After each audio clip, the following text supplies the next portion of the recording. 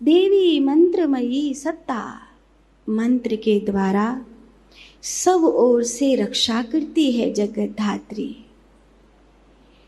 माता का ये दिव्य कवच कोई प्रतिदिन पाठ करे, निश्चित रूप से जिसके नाम का संकल्प किया जाएगा माँ उसकी रक्षा करेगी।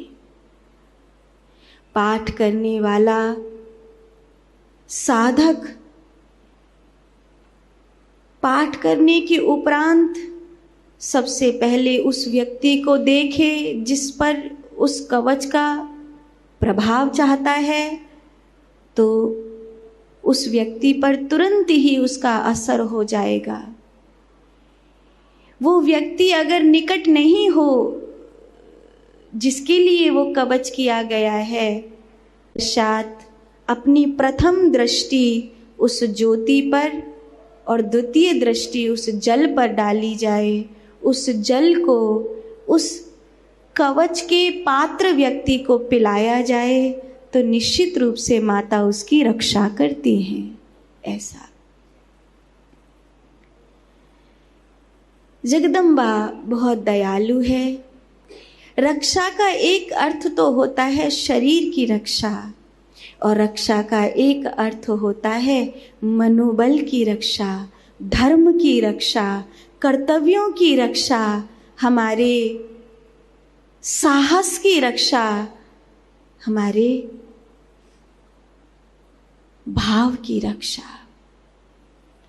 कई बार शरीर से लोग बहुत लंबी उम्र जीते हैं, लेकिन क्या ये मानना चाहिए कि उनकी रक्षा हो रही है? नहीं, वो तो खुद खाट में पड़े पड़े कह रहे हैं कि माता रानी उठा ले मुझे। शरीर के अंतिम पड़ाव में जब शरीर दुख देने लगा है, तो वो तो खुद कह रहे हैं कि माता रानी अब उठा ले, अब ले जा। तो रक्षा किस चीज की चाहिए?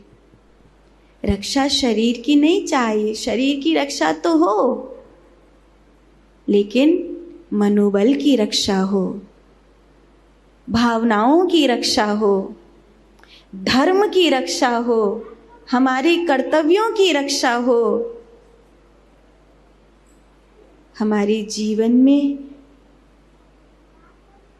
अगर हमसे हमारे कर्तव्य छिन गए, हमसे हमारा धर्म छिन गया, हमसे हमारी भावनाएं छिन गईं, हमसे हमारा विचार छिन गया, हमसे हमारा मनोबल छिन गया, तो इस शरीर को रखकर करेंगे भी क्या?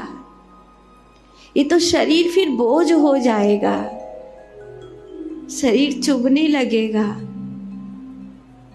शरीर के साथ जब कवच हम पढ़ते हैं तो एक एक अंग का वर्णन आता है। इस अंग की माँ रक्षा करे, इस अंग की माँ रक्षा करे, और उसी कवच में कुछ एकाध श्लोकों में माँ हमारे धर्म की रक्षा करे, माँ हमारे कर्तव्य की रक्षा करे, माँ हमारे विचार की रक्षा करे, माँ हमारी भावनाओं की रक्षा करे, माँ मेरे मनोबल की रक्षा करे।